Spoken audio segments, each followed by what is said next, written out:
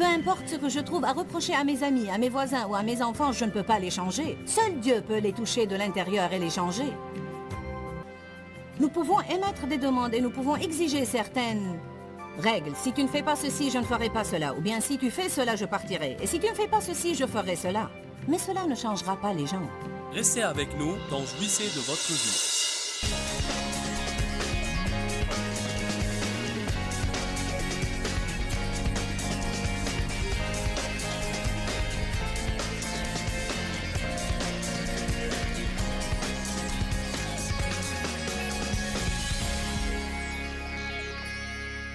Nous avons dit qu'il faut aller de l'avant.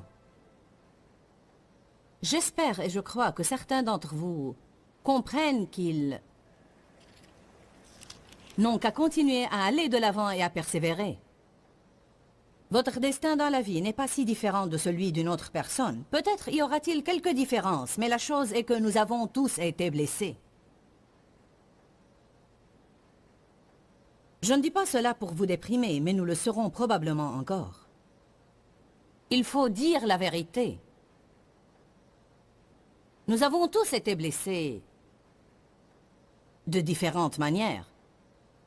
Mais nous avons tous été blessés. Je parlais à un jeune homme intéressant, le genre d'homme dont on pense « Oh, toi, tu n'es jamais passé par là, mais... »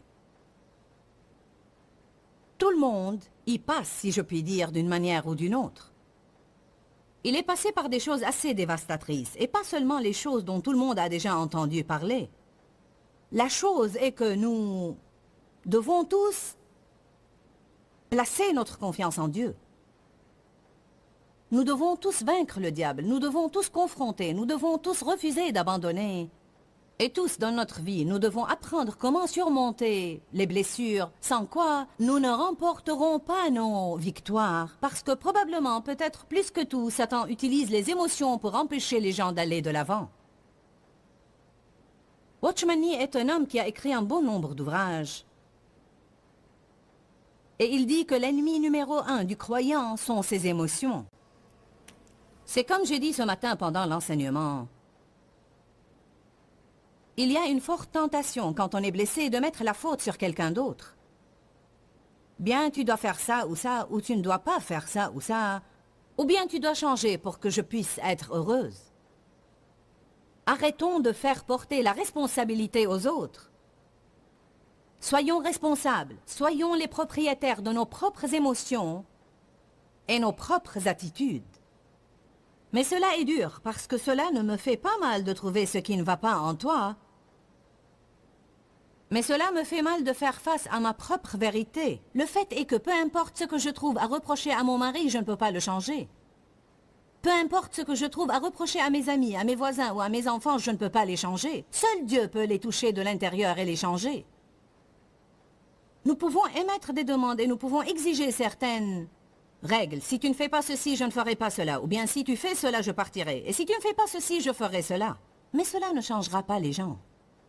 Vous pouvez forcer les gens à se comporter d'une certaine manière, durant un certain temps, mais si leur cœur n'a pas changé, alors le problème en eux ressurgira quelque part d'une façon différente. Donc cela ne nous fait vraiment aucun bien de batailler ou de nous efforcer à essayer de changer les gens. Seul Dieu peut changer les gens. Mais si je suis honnête avec moi-même, et si je suis sincère avec moi-même, et si j'ouvre mon cœur à Dieu, alors Dieu peut me changer.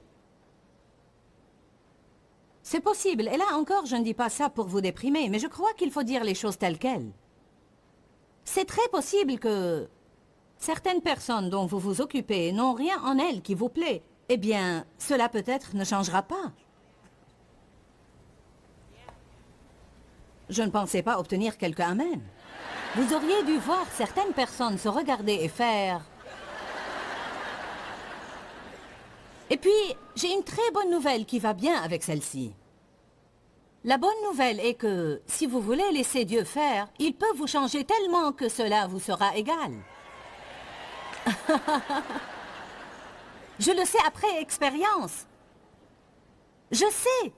Je m'émerveille encore de comment Dieu a changé mes opinions et tous mes désirs, et comment il m'a libéré aussi de beaucoup d'égoïsme dans ma vie.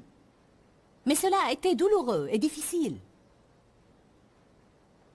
Dave m'a dit cet après-midi, je lui avais dit l'autre jour, si tu veux, dimanche, nous mangerons dehors. Je lui avais demandé, y a-t-il un match de football dimanche? Il m'avait dit non, car s'il y avait un match, il irait au match.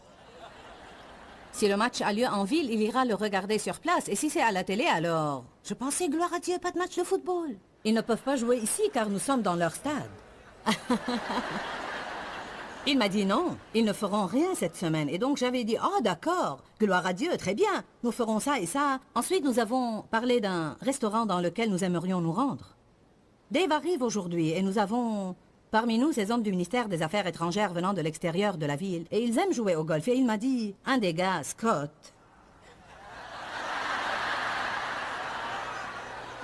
m'a dit, hey Dave, peut-être qu'on pourrait jouer au golf dimanche. Et donc Dave est venu me voir et parfois il devient comme un petit garçon. Comme un enfant qui s'est fait prendre la main dans un plat de friandises. Il s'est approché et m'a dit... Scott a dit que peut-être on pourrait jouer au golf dimanche. Pas comme s'il me demandait la permission ou quelque chose du genre, mais il savait... Maintenant, je peux vous dire, ce que j'aurais pensé, dit et fait il y a 5 ans de ça. La première chose qui me serait venue à l'esprit aurait été... Très bien, c'est bien pour toi. Et moi dans tout ça? Et je me serais dit, j'ai travaillé tout le week-end. Et maintenant, tu ne peux penser qu'à... Je veux aller jouer au golf. J'aurais été en colère toute la journée. Je serais restée à la maison. Après des jours passés à la conférence et avoir vu la gloire de Dieu, j'aurais passé le dimanche. La récompense du diable pour moi aurait été 24 heures d'apitoiement sur moi-même. Laissez-moi vous dire, j'ai eu suffisamment de temps d'apitoiement dans ma vie et cela ne m'intéresse plus. Je remercie Dieu, j'ai dépassé tout ça. La plus grande liberté que l'on puisse avoir est d'être libéré de soi-même. Cette pensée a commencé à rôder dans ma tête. Alors, et moi, Et je me suis dit, tais-toi, je ne veux pas en arriver là. Je ne vais pas penser à ça. Un jour glorieux m'attend, personne ne me dérangera. Je peux faire ce qui me plaît. Si je veux aller quelque part, j'irai. Si je ne veux pas, je n'irai pas. Je suis sûre que si je veux manger avec quelqu'un, je trouverai quelqu'un qui m'accompagnera. Amen. Quel est mon message pour vous? On peut changer. Et plus nous changeons, et moins misérables nous serons. Vous savez, j'ai en fait grandi et mûri au point de vouloir qu'il s'en aille le dimanche parce qu'il aimait ça, que ça le rendait heureux, et que je veux le voir s'éclater et jouir de sa vie.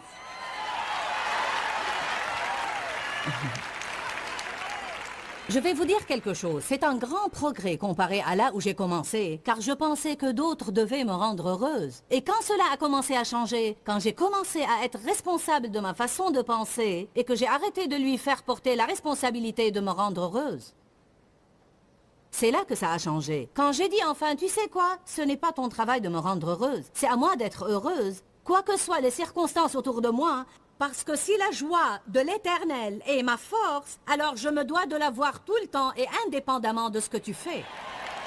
N'aurais-je pas été pathétique? N'aurais-je pas été en plein entre les mains du diable si j'étais venue ici tout le week-end à faire tout cela et si j'avais ensuite passé la journée du dimanche à être désolée pour moi-même? N'aurait-ce pas été le summum de la stupidité? Les démons n'auraient-ils pas ri? Nous pouvons changer. Mais pas avant de passer outre les blessures du passé et pas avant de vouloir prendre possession de nos manières de penser et d'agir et de nos propres émotions. Chacun d'entre nous a été blessé par quelque chose, abus, rejet, abandon, trahison, déception, jugement, critique. J'aimerais que vous écoutiez ceci. Nous devons commencer à faire les bons choix alors que nous avons encore mal. Vous devez inscrire cela et le coller quelque part dans votre maison. J'ai besoin de commencer à faire les bons choix alors que je suis encore blessée. Je ne sens pas que j'ai envie de faire cela. Mais afin que de bonnes choses vous arrivent dans votre vie, vous devez faire ce qui est juste quand vous n'en avez pas envie. Amen. Je vais répéter encore une fois. Nous devons faire les bons choix alors que nous sommes encore blessés. Hébreux 12, 11. Toute correction paraît être au premier abord un sujet de tristesse et non de joie. Je peux dire amen à cela. Elle paraît difficile et douloureuse. Mais plus tard, elle procure un paisible fruit de justice à ceux qu'elle a formés. Une récolte de fruits de justice. Cela me rappelle une des dames qui travaille pour moi, qui m'aide à la maison, qui a été fidèle durant 5 ans à la maison et qui m'aide quels que soient mes besoins. Elle me disait souvent, si seulement j'étais suffisamment mince pour porter tes vêtements, parce que je donne des vêtements assez fréquemment et qu'à ce moment-là, elle était trop pleine pour porter mes habits. Elle répétait, tu sais quoi, j'aimerais bien porter tes habits. Et puis bon, le jour est venu où elle a décidé, je vais porter tes habits. Bon, vous devez passer du vouloir au faire, n'est-ce pas? Elle s'est décidée, je vais porter tes habits. Quand tu donneras tes habits, je serai en première ligne pour le choix parce que je suis là dans ta propre maison. Cela m'allait parfaitement et que de fois, je ne les avais même pas encore portés jusqu'à mon bureau que je la trouvais déjà sur mon chemin et donc, maintenant elle en prend la plupart. Bien, elle a changé sa manière de manger. Elle n'a pas suivi un régime. Arrêtez de suivre des régimes. Adoptez un nouveau style de vie. Un régime dit, je vais faire ce qu'il faut pour un temps, et puis je pourrai faire des écarts, recommencer à faire ce qu'il ne faut pas et bien m'amuser. Je veux perdre 10 kilos pour pouvoir manger ce que je veux.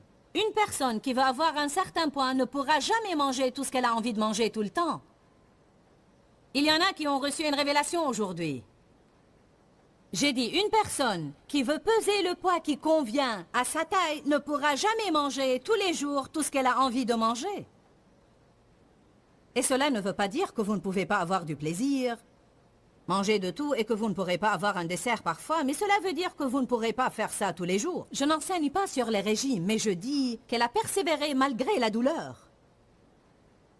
Et j'ai remarqué qu'elle devenait plus mince, et plus mince, et plus mince, et plus mince, et plus mince. Et durant cette dernière année, elle a perdu 50 kilos, et elle peut donc maintenant mettre mes habits. Amen. Alors maintenant, elle profite bien de cette discipline d'autrefois. Aucune discipline ne semble en fait agréable au moment présent, mais pénible. Néanmoins, plus tard. Est-ce que quelqu'un est intéressé par le plus tard? Je veux juste vous secouer un peu ce soir afin que vous vous souciez plus du plus tard que vous ne le faites du maintenant.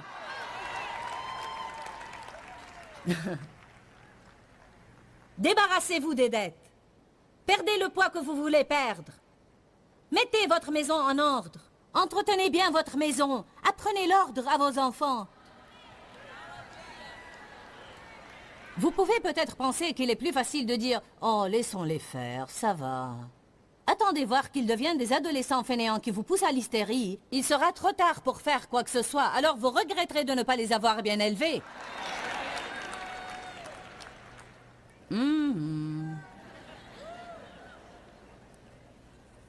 Vous le payez maintenant ou plus tard. Mais tôt ou tard, tout le monde va payer. Alléluia. C'est un principe divin. Je n'ai pas cela dans mes notes non plus. J'aime cela. Vous le payez maintenant ou plus tard. Mais tôt ou tard, nous payerons. Amen. Si seulement j'étais plus mince. Si seulement je n'avais plus de dettes. Si seulement j'avais une bonne voiture. Si seulement j'avais une belle maison. Si seulement j'avais un ministère. Arrêtez cela.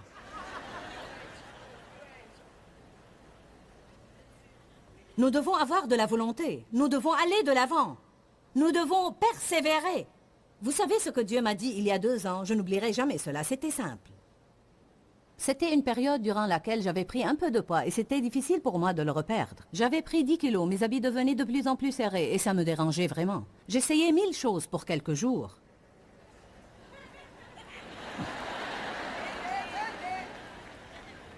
Pour quelques jours, je ne mangeais pas de matière grasse et ensuite, pour quelques jours, je ne mangeais que 900 calories par jour et ensuite, pour quelques jours, je ne prenais que des protéines. J'étais découragée. Rien ne marche avec moi. Bon, c'est juste mon métabolisme. Il se détraque, mes hormones sont en état de coma et plus rien ne fonctionne.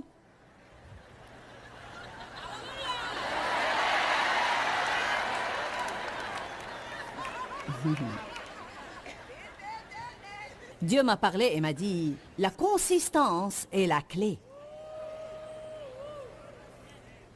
C'est faire ce qu'il faut durant longtemps qui amène la victoire. J'ai encore lutté pour plusieurs mois et ensuite, un jour, j'ai vu un verset dans la Bible où David disait « Donne-moi la nourriture nécessaire et le repos nécessaire ». Dieu m'a parlé à travers ce verset. Parfois, il faut simplement que vous receviez une parole, une révélation pour vous. Dieu m'a dit « Ne mange pas ce qui n'est pas nécessaire ». Cela m'a fait quelque chose. Durant les mois d'après, j'ai perdu 10 kilos et je n'ai plus eu de problème. J'ai réalisé que si je m'attends à un repas copieux, je peux attendre sans prendre de tartines beurrées avant le repas. Ce n'est pas vraiment nécessaire. Et cela s'applique aussi bien dans ma vie que dans la vôtre. Et comme je l'ai dit, je n'avais pas prévu de parler de régime ce soir, mais malgré tout, c'est un domaine dans lequel beaucoup se débattent.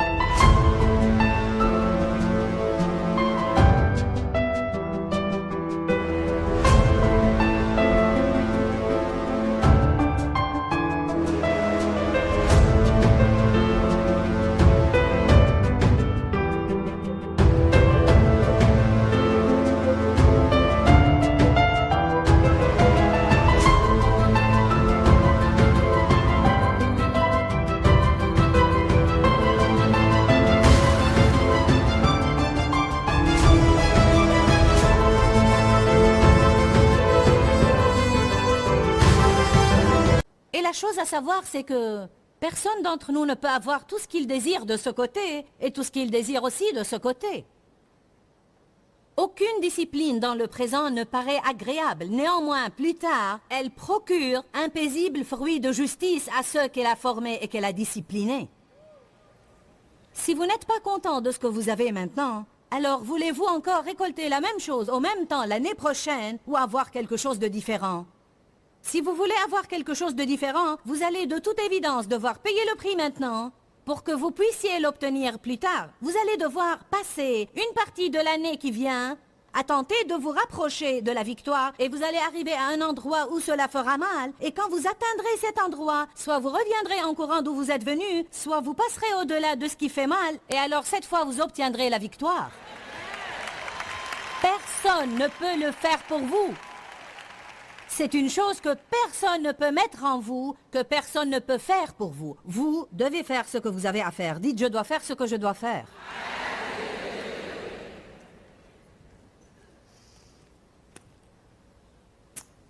En fait, une des choses qui nous encourage à persévérer et qui nous pousse à aller de l'avant dans les moments difficiles, c'est la promesse de la récompense.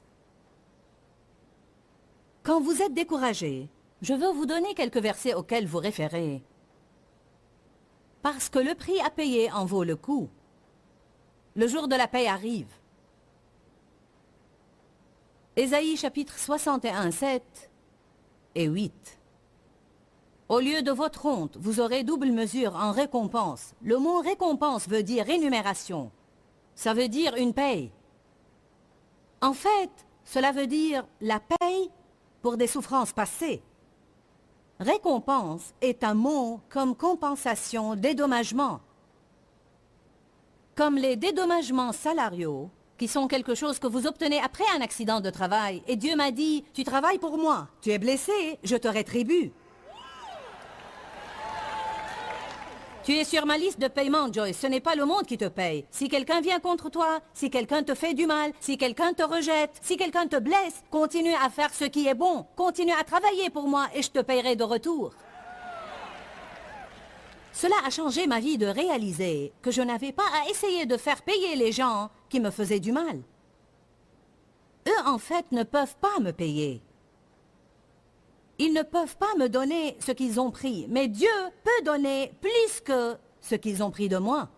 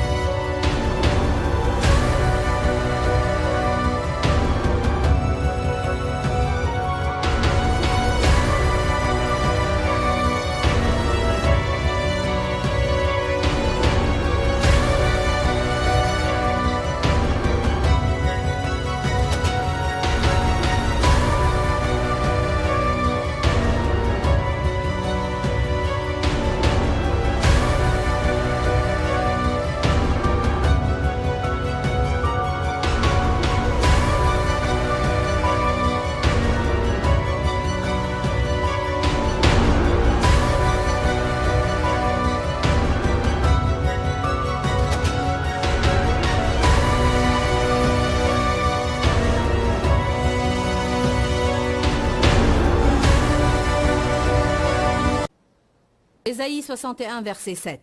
Au lieu de votre honte, vous aurez une double mesure en récompense. Au lieu du déshonneur et des reproches, vous vous réjouirez de votre part. Dites, je me réjouirai. Ils posséderont ainsi le double dans leur pays.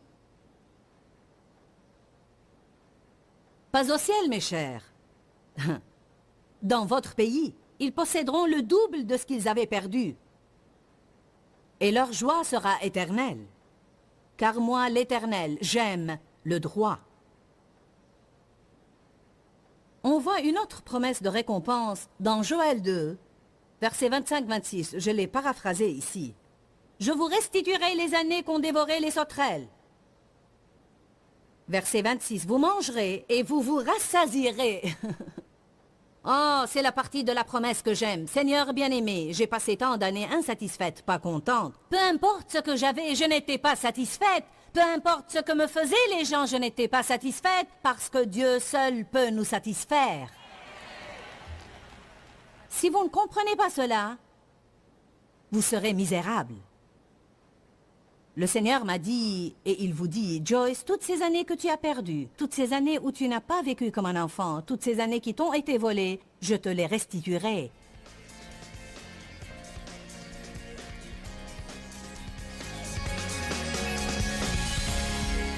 Passer outre les blessures du passé et aller de l'avant est un sujet que nous avons tous besoin d'entendre de temps en temps, parce que je crois vraiment que souvent, on finit par adorer le Dieu de nos émotions au lieu d'adorer le Dieu de la Bible.